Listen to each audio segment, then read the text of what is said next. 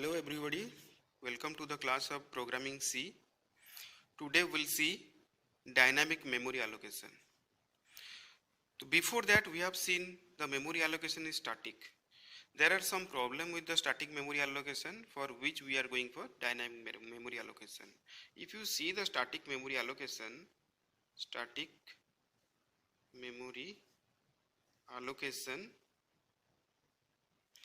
so if you are writing a variable, declaring a variable like this, suppose another structure variable like this, struct employee E. So here it may be one primitive type variable or it may be one user defined type variable, whatever the case. Here the memory allocation is static. If integer is 2 byte, when you write int a, 2 byte memory is allocated. So here the size of the struct employee, whatever the primitive data types inside the struct employee, that many size will be allocated when you declare struct employee. So here memory block size is fixed. If you want to change the memory block size, it is not going to be changed. So this is a problem. If you do not need this variable in future, you cannot going to deallocate during the execution of the program. If you don't need this variable, so you are not going to deallocate this memory. So if you want to decrease the memory size or if you want to increase the memory size in case of static memory allocation, it is not possible. For that we are going for dynamic memory allocation. In case of dynamic memory allocation, dynamically during runtime we can increase or decrease the memory blocks. In dynamic memory allocation, during runtime the memory can be allocated or deallocated. So for this dynamic memory allocation, we are having some functions which are declared inside the library file stdlib.h. So for that we have to include stdlib.h. Inside this header file we are having some functions which are used for dynamic allocation or deallocation of the memory. We are having some functions like malloc function, calloc function, realloc function,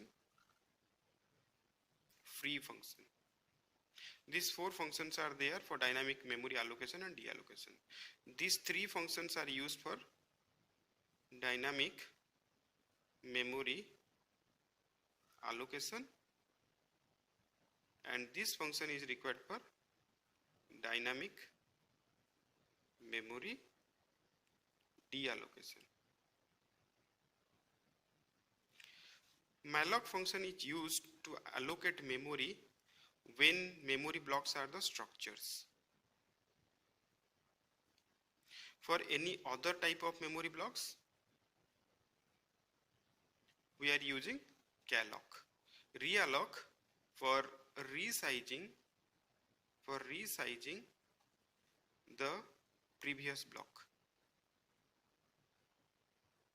For resizing the previous block, we are using realloc, and free for deallocating or removing the memory block. So first of all we'll see malloc function. Malloc. So if you see malloc function, its syntax is void asterisk malloc size.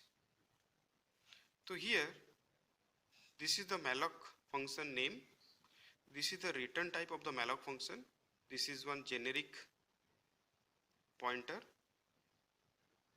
or void pointer, this is the unsigned size, unsigned size. That means this size is always positive. You cannot allocate negative memory by using malloc function. So if you see some example how to allocate memory using malloc function, suppose you are having one structure variable which is defined like this: struct employee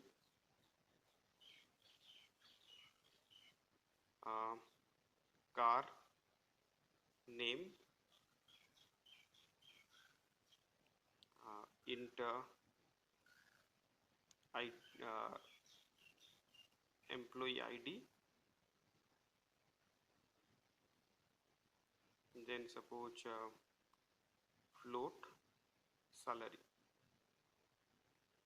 Here in this employee structure we are having three primitive variables. One is a array of character, other is one integer variable employee ID, and the third one is a salary, which is a float type variable. So here in this structure structure, if you want to allocate memory dynamically, so how to allocate memory? You are using malloc function. So malloc, here you have to give the size of what size you want to allocate memory. We want to allocate memory of this struct employee size. So what is the size of the struct employee? Size is name is 20 byte. Employee ID suppose integer is 2 byte. So this one is plus 2 byte. Float is suppose 4 byte. So total to 26 byte you want to allocate. So here you have to give 26.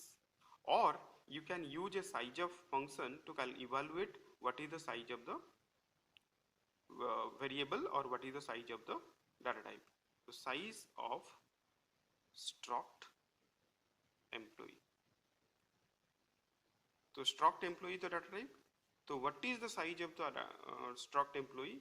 That much memory is going to be allocated here. So here the size of function will evaluate the size of the struct employee, which is 26 byte, and it returns one generic pointer. So what happened when you use malloc function? So dynamically memory is allocated. Here dynamically a memory block is created, which is having three parts. One is a character array, size is 20 byte. Another is a one integer part which size is 2 byte, and the last one is a float type which size is 4 byte. Total 26 byte memory is allocated. At some address, suppose the address is 1000, at some address it is going to be created. So this address is going to be returned by this malloc function. So malloc function always returns the base address of the memory block, which is allocated dynamically. So this base address is returned in the form of what? Void pointer, because the return type of malloc is void pointer. So this base address is returned in the form of void pointer or a generic pointer. But you want that this memory is going to be allocated to the struct employee type pointer. So here you have to declare a before that you have to declare a struct employee type pointer. So struct employee asterisk e. That means e is a pointer of type struct employee. E is going to be stored the variables of struct employee type. So this is a variable which is a struct employee type. So this address is going to be stored by struct employee type pointer. So E is able to store this address. But here malloc returns what? Void pointer, or malloc returns what? The generic pointer. So what will happen? We are having in the recipient end a structure type of pointer, but here it returns one generic pointer, and you know that generic pointer can be converted to any other type of pointers by typecasting. So here you can typecast the generic pointer to other type. So how to typecast? Here this is going to be typecasted struct employee asterisk. So whatever is returned, it is going to be typecasted. Already you know how to typecast. So here the type is struct employee. So struct employee asterisk within bracket, so whatever is written that is typecasted to struct employee type, and when it is typecasted, after that it can be assigned to E. So E equals to struct employee asterisk malloc size of struct employee. In this way the memory is going to be allocated and the base address returned is assigned to the structure pointer. So after creating the memory block, you have to check that actually the memory block is created or not. That means if E equals to null, that means suppose insufficient memory is there, so memory will not be created. If memory is not created, so E will have null value. If E is having null value, so then printf insufficient memory. Sufficient memory.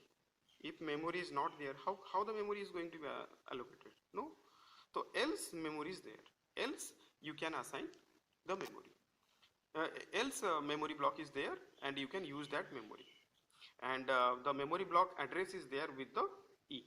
So here, so how to assign the values to the structure variable? So here you know that to assign value to the structure variable, two ways are there. If your structure variable is a simple variable, that means struct employee E.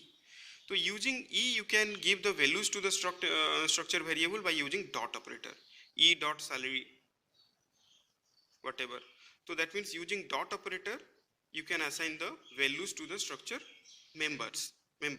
But if the structure variable is one pointer type variable, so using pointer type variable, the structure members will get the value by using arrow operator. So E salary. Are you getting? So if structure variable is a simple pointer, by using dot operator you can assign the value. If structure variable is a pointer variable, by using arrow operator you have to assign the value. So here your structure variable is one pointer variable. So how to give the values? By using arrow operator. So first we will write what? Printf enter the name of the employee. So scanf %s E arrow name. You have to enter the name of the employee. Then printf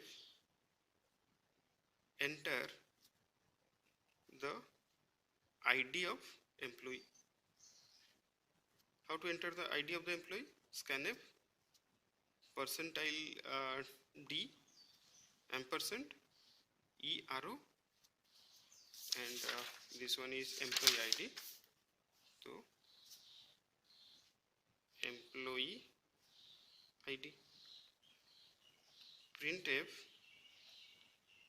enter the salary of employee. So simply scanf %f as it is a float and E arrow salary. So in this way you can enter the values to the members of the structure variable. And how to display? Similarly you can display that printf employee detail as how that printf name equals to %s E arrow name. Printf ID equals to %d E arrow employee ID. Printf salary equals to E arrow salary. So in this way you can display the values of the structure variable. So today we have discussed how to use malloc, what is the syntax of malloc, using malloc how to allocate memory dynamically, and how to give the values to the dynamically allocated memory. The next class will discuss about other dynamic memory allocation functions. Thank you.